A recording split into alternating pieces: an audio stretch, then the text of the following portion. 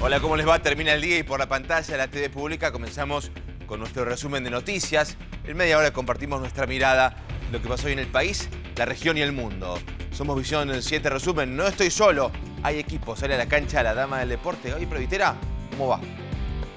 ¿Cómo estás, Pablo? Jugó Huracán en el primer partido de la final de la Copa Sudamericana y terminó igualando 0-0. Pero también estaremos hablando de otro tema que tiene que ver con el fútbol, pero con las elecciones que habrá en AFA. ¿Tenés ganas de ver buenas películas? De la mano de Esteban Magnani compartimos una noche de cultura digital. Esteban, ¿cómo va? Buenas noches, Pablo. Sí, vamos a hablar de Odeon, la nueva plataforma de contenidos audiovisuales argentinos que se lanzó la semana pasada y ya tiene 170.000 usuarios. Te cuento más en unos minutos. Y nos metemos de lleno con la agenda política. El presidente electo, Mauricio Macri, presentó en el Jardín Botánico a los integrantes de su gabinete, al que caracterizó como el mejor equipo de los últimos 50 años. Este es el informe. Entonces les he pedido dedicación, les he pedido coordinación y trabajo en equipo, porque nada de lo que tenemos que emprender se hace en una sola área de gobierno. Todo tiene que ver que nos relacionemos entre los distintos ministerios. Y les he pedido comunicar bien, porque tenemos que informar permanentemente qué es lo que estamos haciendo, a través de la colaboración de ustedes, que la ciudadanía sepa por qué hacemos cada una de las transformaciones que estamos haciendo en función de que todo el mundo viva mejor. Y el cuarto requerimiento ha sido honestidad. Voy a ser realmente muy exigente, no voy a tener ningún tipo de tolerancia a cualquier tipo de problema que tenga que ver con la actitud personal de cada uno de los integrantes de mi equipo. Acá no hay impunidad para nadie, no hay excepciones para nadie, todos tienen que cumplir como corresponde dentro de la ley. Sobre el decreto de coparticipación que ayer firmó la presidenta Cristina Fernández, a partir de un fallo de la Corte Suprema, su sucesor opinó que no demuestra espíritu constructivo.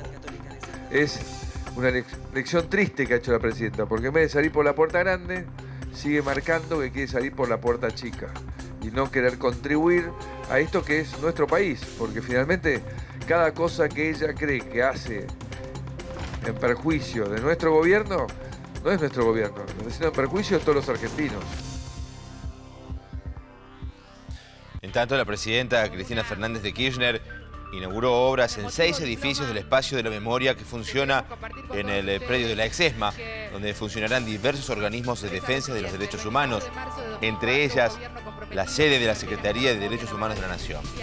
Cristina promulgó la creación de la Comisión Bicameral de Identificación de las Complicidades Económicas y Financieras durante la dictadura cívico-militar y destacó que la auténtica gobernabilidad es la movilidad social y la inclusión. Lo decía de este modo. Cuando él asumió en el año 2003, los derechos humanos no estaban en la agenda. En ningún focus group surgía que los derechos humanos eran una preocupación de los argentinos. ¿Saben qué? Somos una generación donde no necesitamos focus group. Nosotros tenemos una lectura de la realidad y además tenemos convicciones para transformar esa realidad, que fue la que nos permitió darle a la Argentina el lapso de gobierno de mayor estabilidad y gobernabilidad política, institucional, económica y social de la que se tenga memoria. Muy pronto muchos argentinos se van a enterar que ellos, que siempre criticaban a los otros porque decían que tenían subsidios que le pagaba el Estado, se van a dar cuenta que ellos también tenían subsidios que les pagaba el Estado. Muy pronto. ¿Y saben qué? Son subsidios bastante más injustos, porque lo que ellos llaman subsidios y que simplemente derechos que la gente tiene a que el Estado les garantice a ellos y a sus hijos educación y salud, porque no tienen un trabajo registrado, o porque no han conseguido ocupación, a ellos también el Estado le pagaba numerosos subsidios pese a tener trabajo, ocupación, casa, auto y vacaciones.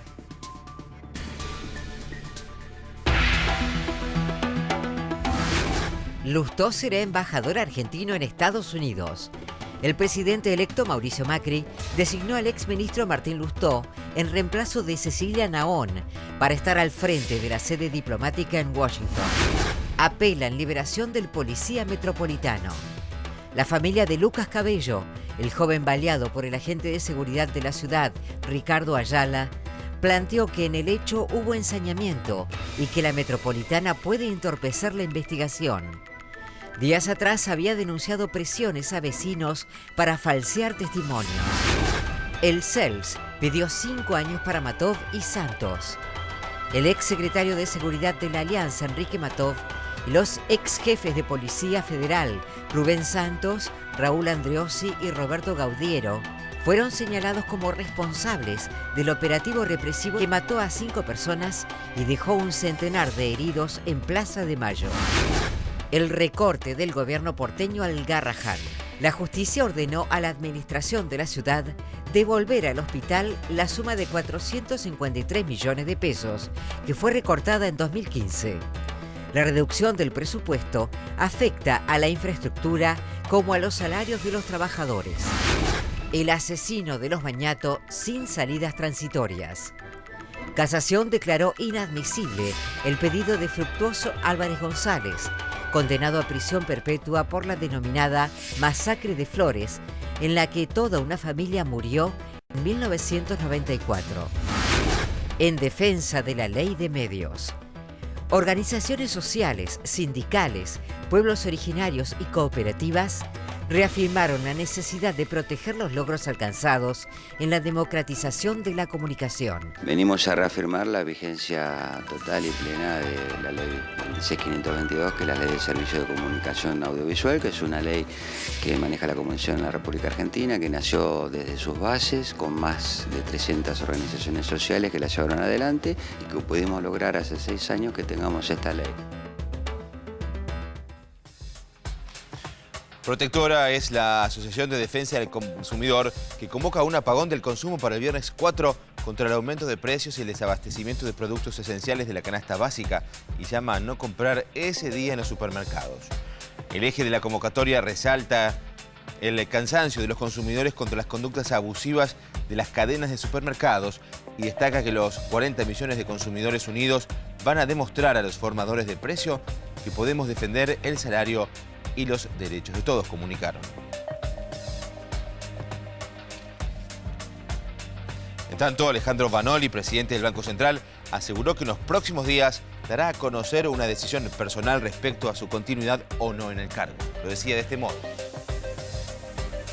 He querido y seré colaborativo en esta transición y no me he subido ni lo haré, pase lo que pase, a ningún agravio, a ninguna descalificación, ¿sí? A ninguna cuestión ni de carácter mediático, ni de carácter judicial, ni de ninguna naturaleza, ¿no? O sea, creo que hay que unir a los argentinos y no tener ninguna actitud que exacerbe cuestiones de confrontación. Yo en unos días comunicaré una decisión personal que estoy madurando y que será comunicada en los próximos días, quizás sobre el fin de esta semana, a todos ustedes.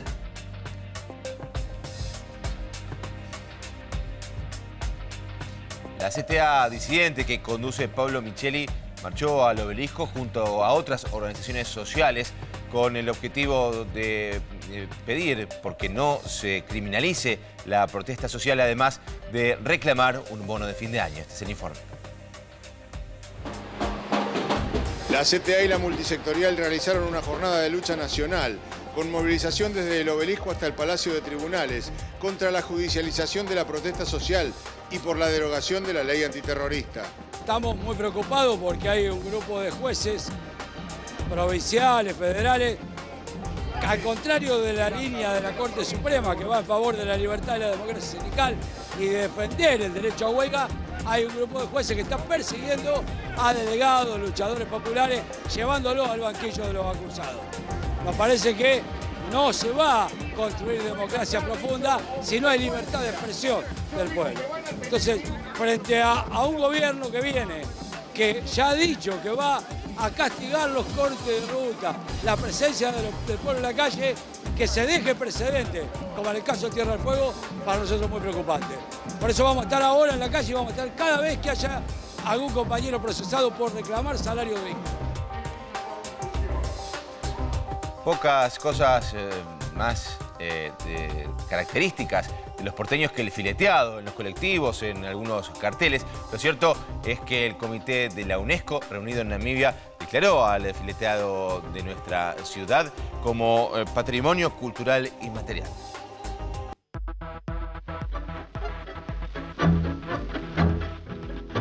El filete porteño empieza en los carros, ¿no? En los carros, sobre todo los carros de transporte, los carros porteños, ¿no? Es decir, el carro verdulero, el carro lechero, el panadero. Empieza en esos lugares. Patrimonio cultural inmaterial de la humanidad, según la UNESCO, son todas aquellas formas del arte, las costumbres, hábitos y tradiciones que identifican y definen el modo de vivir de una sociedad. El filete es un arte pictórico nacido en Buenos Aires, ¿no? Hay gente que cree que esto viene de Italia y de otros lugares, pero no, es algo que surgió en Buenos Aires, producto así de la inmigración. Entonces, así como el tango identifica a Buenos Aires, también el filete identifica a Buenos Aires desde lo pictórico, ¿no? La elaboración del proyecto de postulación tuvo varios protagonistas y se realizó a partir de un trabajo conjunto con diversos integrantes de la comunidad de fileteadores, entre los que se encontraba el reconocido Memo Caviglia. El filete pasó de ser una decoración de vehículos a una obra en sí mismo. Entonces ya hay cuadros que se venden como obra de arte, es decir, el filete en sí mismo ya es un valor, ¿no?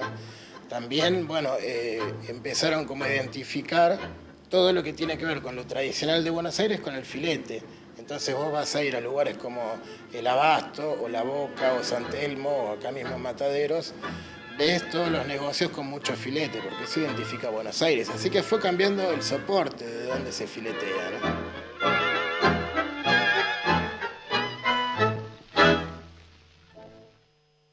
Y todo esto en el día en el que recordamos al maestro Osvaldo Pugliese, se lo nombra 3 veces para alejar la mala suerte. Bien, nos metemos ahora sí con la agenda cultural, un poco de música. La Franela presenta el último show del año, será este día jueves en la Trastienda.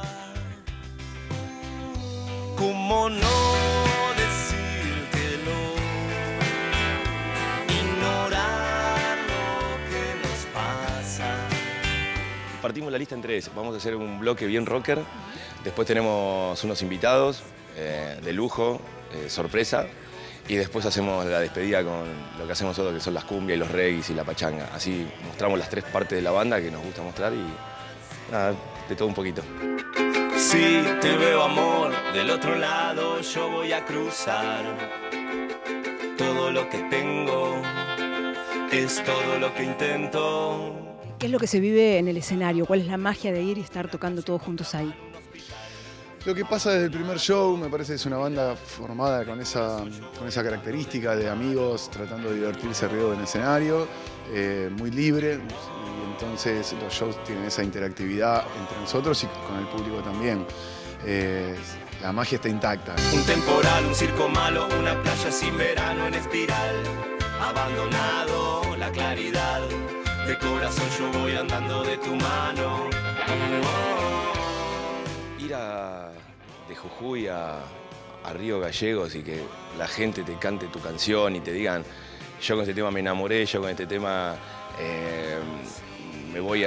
salgo a correr, o con este tema, no sé, mi hijo, lo escuchaba a mi hijo hablar por primera vez cantando tu tema.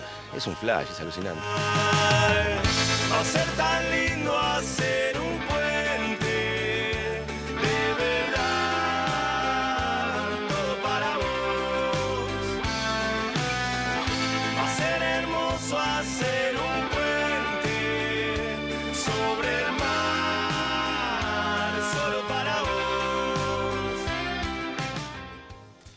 nos vamos a Brasil. El presidente de la Cámara de Diputados, Eduardo Cunha, aceptó un pedido de juicio político contra la presidenta Dilma Rousseff y abrió la posibilidad que se declare la destitución de la mandataria. Cunha pertenece al Partido Movimiento Democrático Brasileño, que integra la base aliada del gobierno.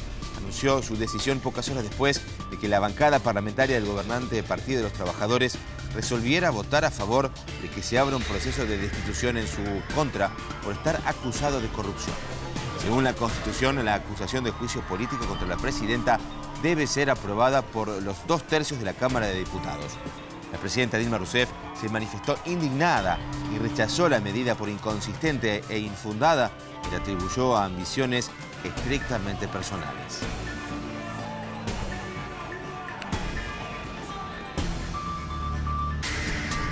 Y nos vamos a Estados Unidos. Un tiroteo en un centro de ayuda a discapacitados en la localidad de San Bernardino, en el sur del estado de California, dejó al menos 14 muertos y otros tantos heridos. Los atacantes habrían sido 3 hombres fuertemente armados que todavía son buscados por la policía y las fuerzas de seguridad. El presidente Barack Obama vinculó el hecho con la larga serie de ataques con armas de fuego que ya son una marca registrada de Estados Unidos y que no tiene ningún paralelo en ningún otro país del mundo.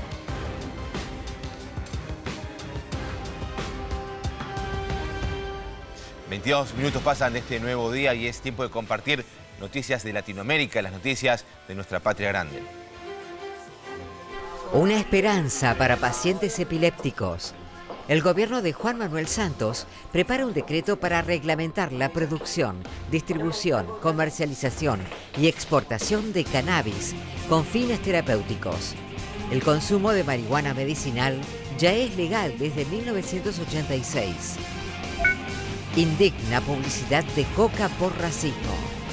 La Alianza para la Salud Alimentaria de México y el Centro de Derechos Humanos Fray Francisco de Vitoria consideran que el anuncio navideño de la gaseosa norteamericana es un ataque a la dignidad de los indígenas y contribuye a empeorar su estado de salud. Piden retirar la campaña inmediatamente. Mensaje de Maduro a la militancia. El presidente de Venezuela, Nicolás Maduro, especuló con que si se diera un resultado adverso para el oficialismo en las elecciones legislativas del próximo domingo, el pueblo debe salir a las calles a defender la patria con más fuerza y más empuje contra la guerra económica.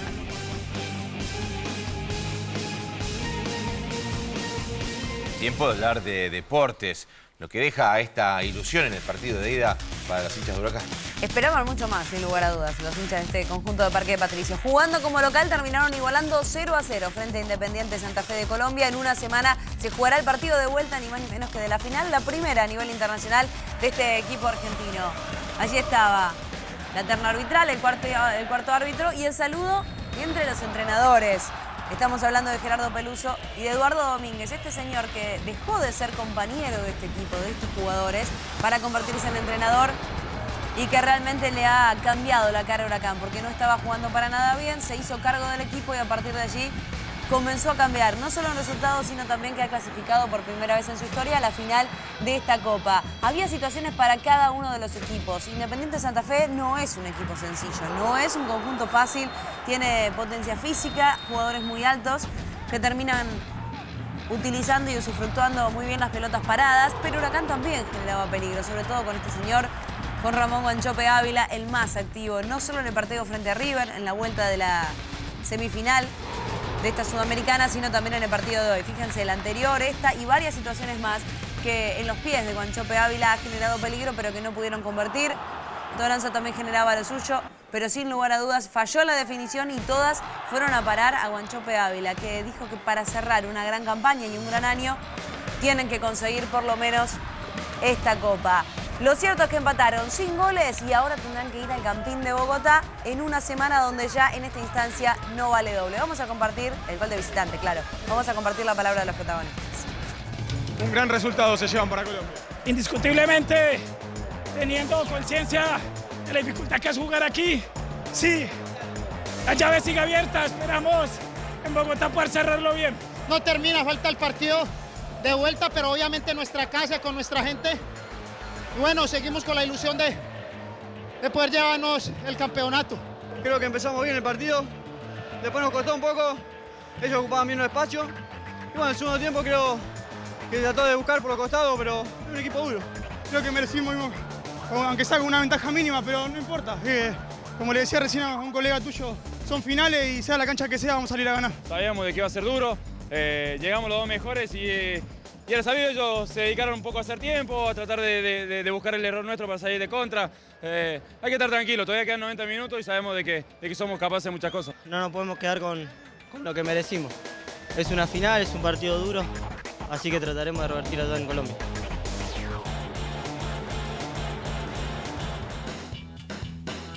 Gaby, la definición la semana que viene. Exactamente, la semana que viene esto será ya como visitante en el estadio de Independiente de Santa Fe y hay que tener en cuenta que al no valer doble el gol de visitante, si hay una igualdad, por ejemplo 1-1, habrá alargue y definición de tiros desde el punto penal, así que todo está dado para un partido abierto. Suspenso en la definición de la Sudamericana, suspenso para los hinchas de Huracán y suspenso para la conducción de la AFA, mañana las elecciones. Exactamente, dos nombres, Luis Segura, Marcelo Botinelli, son los dos candidatos a quedarse como presidentes de la AFA. Se elige un nuevo presidente y es un hecho histórico, no solamente por la modalidad que van a utilizar para ser electos, sino también porque después de 1979 a esta parte, donde siempre estamos hablando de Grondona, fue el presidente de la AFA, a excepción de Luis Segura, que recordemos, por estatuto se hizo cargo del lugar que quedó vacante cuando falleció Julio Humberto Grondona.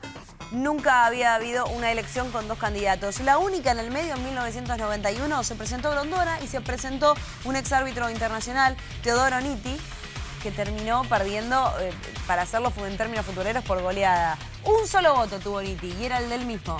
El resto todos lo habían votado a Julio Humberto Grondona. A partir de allí Grondona se postuló siempre solo y esta vez hay dos candidatos. Se va a elegir, y también es inédito, en cuarto oscuro y no a mano levantada, como se hacía hasta ahora. Este día jueves, en el predio de AFA en Ezeiza, desde las 19, entonces, 75 asambleístas van a decidir quién será el nuevo presidente de la AFA. En caso de igualdad, decide el presidente actual, y es Luis Segura, ni más ni menos. Gracias, Gaby. Y del fútbol nos metemos con el cine documental. Se estrena mañana El Camino de Santiago, periodismo, cine y revolución de Cuba. Compartimos un adelanto. Lo que creó Santiago Álvarez básicamente fue un noticiero, ¿no? El noticiero ICAI latinoamericano. A partir de allí empieza a hacer documentales cada vez más complejos, cada vez encontrando más recursos expresivos y artísticos.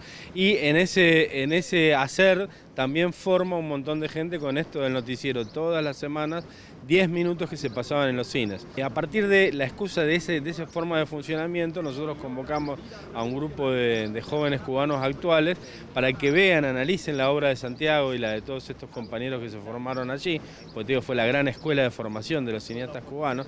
Entonces, esta gente ya grande que se formó con él, los asesora a estos jóvenes y ellos hacen un documental sobre la realidad cubana actual, ¿no? Entonces, es una película que tiene mucho que ver con el noticiero, el formato de noticiero, esto de salir todos los días a buscar o a inventar la noticia, ¿no? Y, por ejemplo, uno de los que se, entre comillas, refugió dentro del noticiero ICAI fue Silvio Rodríguez y Pablo Milanés, que se integraron al grupo de experimentación sonora del ICAI. Ha hecho un reportaje larguísimo a Silvio donde cuenta un poco todos estos detalles de forma muy graciosa, porque realmente está muy agradecido a la figura de Santiago y del noticiero, ¿no? La película se va a proyectar en el Gomón, ¿verdad?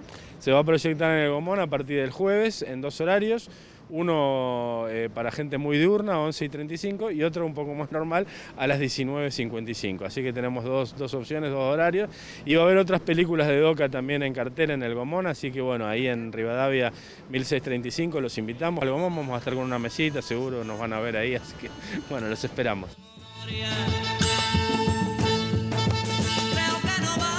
Tiempo de hacer una breve pausa, ya volvemos. Somos Visión 7 Resumen. Seguimos con más noticias después de corte.